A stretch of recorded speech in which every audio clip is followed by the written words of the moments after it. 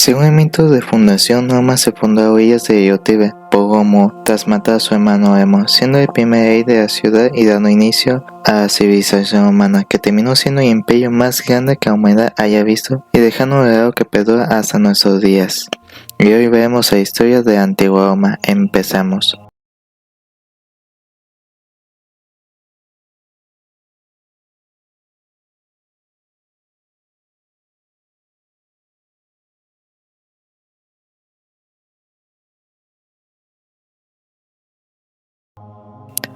Como ya se dijo, Rómulo fundó la ciudad a orillas del río Tíber, siendo el primer rey de Roma. Fue sucedido por otros 6 reyes: Numa Pompilio, Tulio Hostilio, Anco Marcio, Lucio Tarquinio Pisco, Servio Tulio y Tarquinio el Soberbio, quienes aportaron a la ciudad y al pueblo romano.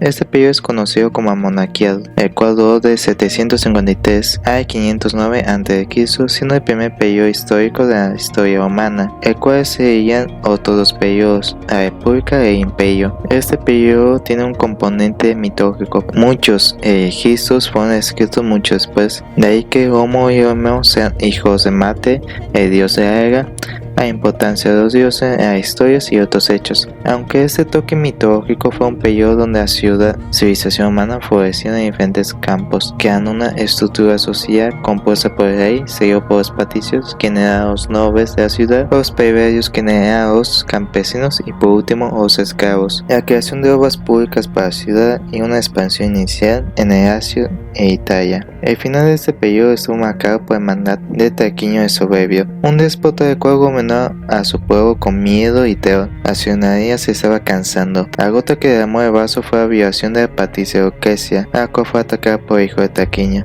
Esto hizo estallar una rebelión en contra de él, liderada por el padre y esposo de la joven. Lograron derrotar a Tarquinio, el cual se exilió.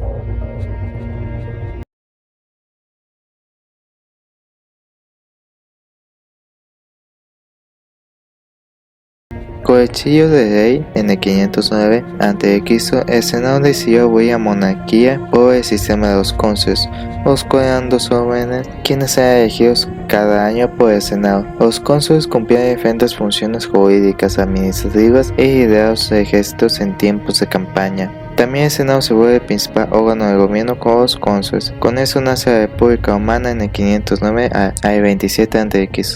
Este periodo va a ser un gran cambio, pues Roma deja sus límites naturales e Italia para expandirse alrededor del Mediterráneo, además que tuvo que realizar cambios en diferentes campos para abarcar nuevas necesidades y retos que traían las conquistas romanas. Esta expansión comenzó con la conquista de los pueblos itálicos, luego la toma de los pueblos ciegas en la hermana Grecia en el sur y extender su frontera norte en los Alpes, logrando reunir y federar la península con la enorme Italia. Este proceso terminó en el 264 a.C. Estas fechas también comienza la Primera Guerra Púnica, un conflicto armado entre Cartago y Roma, siendo la ganadora, ganando las islas de Sicilia, Cerdeña y Córcega, además volviéndose una potencia mediterránea después de la Guerra Macedónica, con la intervención de Roma en la península helénica. Estos conflictos fueron los primeros de otros tantos que tuvo con las mismas potencias, pero los cuales Roma terminó ganando, aunque con un gran costo. Con esto la República Romana se expandió por la península ibérica, en Oriente Próximo, el norte de África, la península helénica y las zonas de Anatolia. La conquista de estos territorios, además de la gloria militar, trajo varios problemas jurídicos y administrativos, los cuales recibieron edictos sobre derechos civiles en la tierra referente a las clases sociales, principalmente entre plebeyos y los patricios. Se fue disipando la diferencia entre las clases sociales, además de la construcción de infraestructura como caminos para conectar las provincias, la fundación de nuevas ciudades y la instalación del sistema administrativo y un proceso de asimilación a los pueblos conquistados conocido como romanización. Esta expansión duraría un siglo y poco más, sin un despertar de la civilización romana como potencia, pero del 90 al 27 sin un breve periodo de decadencia, marcado por las constantes guerras civiles en las cuales diferentes cónsules y otros personajes relevantes quienes tenían conflicto entre ellos o querían el control de Roma. También se sumaron diferentes rebeliones que afectaron a la misma república. Hoy solo hablaremos de 2 personas más importantes, la de Julio César, el cual tras conquistar Gaia cruzaría y ubicó contra Pompeyo, donde pelearían por el control de la república empezando del 49 y el 45 a.C., el cual ganaría César. Gobernaría la república Pompeyo, pues sería asesinado en el 44. Los conspiracionistas creyeron que el régimen democrático regresaría, pero Marco Antonio y Octavio, general e hijo adoptivo de César, respectivamente, los eliminaron participantes y opositores y se repartieron a la república. Aunque eso no duró, pues ellos se declararon a la guerra de 32 a 30. a la cual ganó el segundo después de la batalla de Achón, donde Antonio y su amante Cleopatra VII perderían y causarían sus respectivos suicidios, dejando a Octavio como único líder de Roma. Estas dos guerras civiles marcaron el fin del régimen republicano, pues esto, los líderes César y Octavio se impusieron al Senado, usando el gran poder político que acomodaron, a la lealtad de sus regiones a su mando y el apoyo popular que tenían.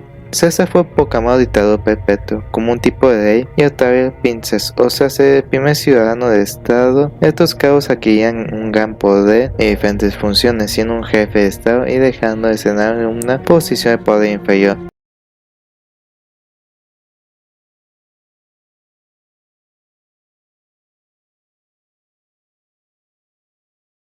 En el 27 a.C. se pone fin a la república cuando Octavio es proclamado príncipe o emperador, como ya se mencionó. Durante su mandato su esposo puede construir la ciudad y el estado con varias reformas, construcciones, además que absorbió diferentes funciones de otros cargos al suyo, dando más poder a la figura del emperador. El mandato de Octavio fue bastante bueno, dejando una ciudad de ladrillos y una de mármol y dando paso al imperio. El periodo del imperio duró de 27 a.C.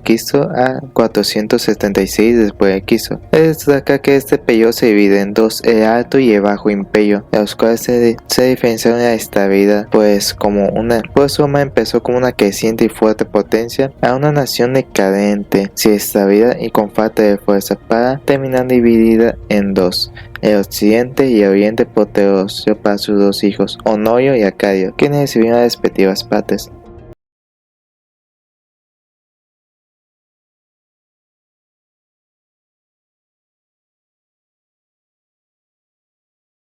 Con el Alto Imperio nace la Roma Imperial, en el cual comienza un periodo de estabilidad en diferentes aspectos. Pese a que sí hubo guerras civiles y algunas revueltas, había paz dentro de las fronteras del imperio, más que la república en sus últimos años. Esta paz y más el sistema de carreteras ayudó al comercio interno, trasladando diferentes materias y productos a las provincias humanas. También el político, ya no solo al Senado y a las instituciones de sus respectivos cargos.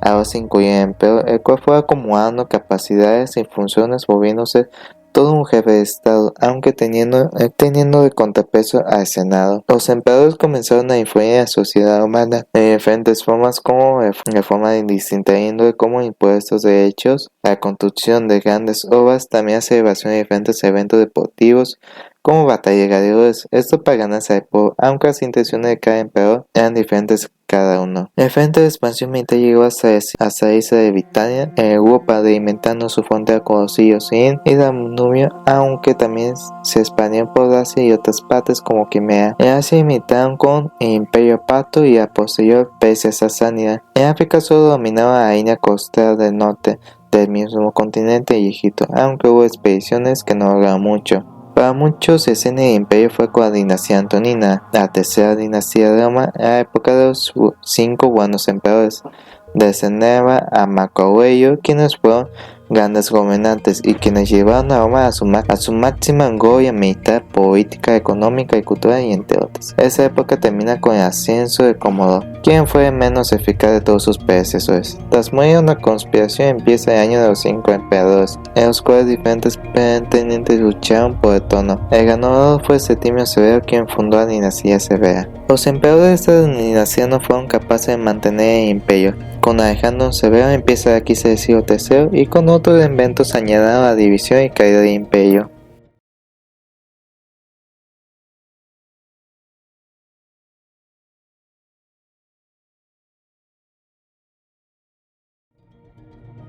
La crisis del siglo III se divide en dos, una económica con una gran inflación y la militar donde diferentes generales con sus regiones o supertono con Con esto se degradó la figura del emperador y las instituciones imperiales, dañando de manera interna, generando una inestabilidad que se notó en general.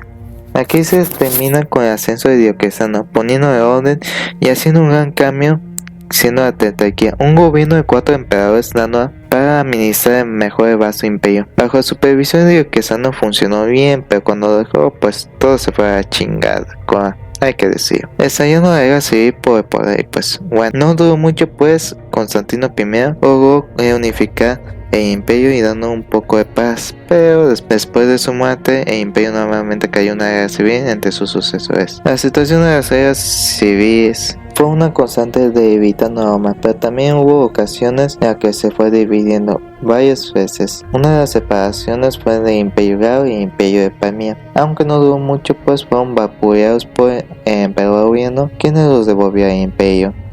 La más importante fue realizada por Teodoso I en 286 después de Cristo, dividiendo en dos para sus hijos Arcadio, quien recibió a parte oriental, y Honorio a parte occidental.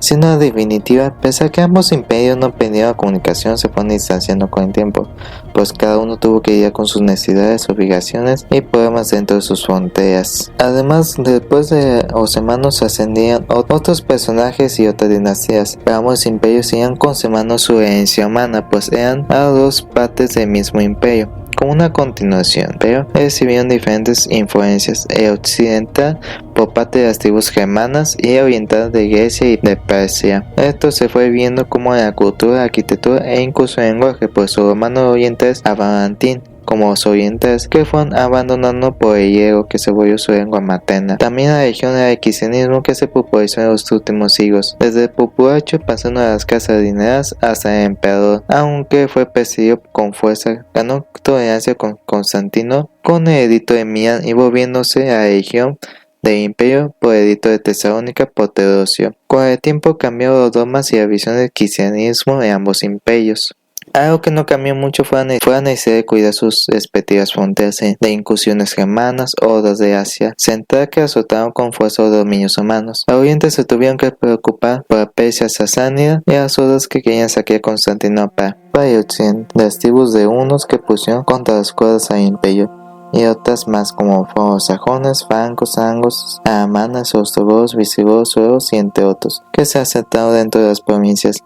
En unos casos aceptaron ser parte del imperio y defender a cambio de quedarse. A esto se le conoce como conato, pero en otros casos saquearon y se quedaron a la fuerza con los dominios de Roma. Con los ostrogodos ocurre algo importante, pues su líder Odoaco depuso al niño Romulo Augusto, quien fue el último emperador de Roma. Esto sucedió en el 476 después de Cristo, marcando el fin de la Edad Antigua y dando paso a la Edad Media. El frente del Imperio Oriental logró sobrevivir 1000 años más e intentó recuperar los territorios perdidos, entre ellos la ciudad de Roma, bajo el control de los nuevos reinos europeos, quienes desarrollaron tomando a Roma de referencia como otros elementos.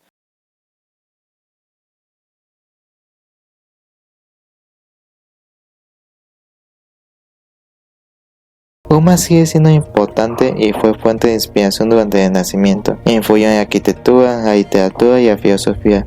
Referentes a ellos tomaron la base del derecho romano, perfeccionándolo al moderno.